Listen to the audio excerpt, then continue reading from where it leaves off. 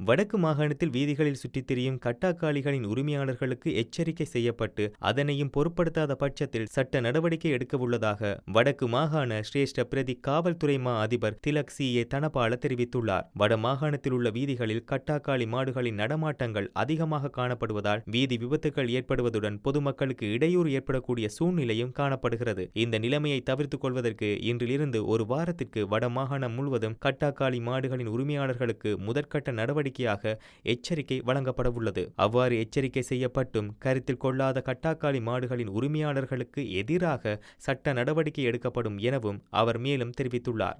நிலவில் சிகிரியா வேலை திட்டம் சுற்றுலா பயணிகளுக்கு கிடைத்துள்ள வாய்ப்பு.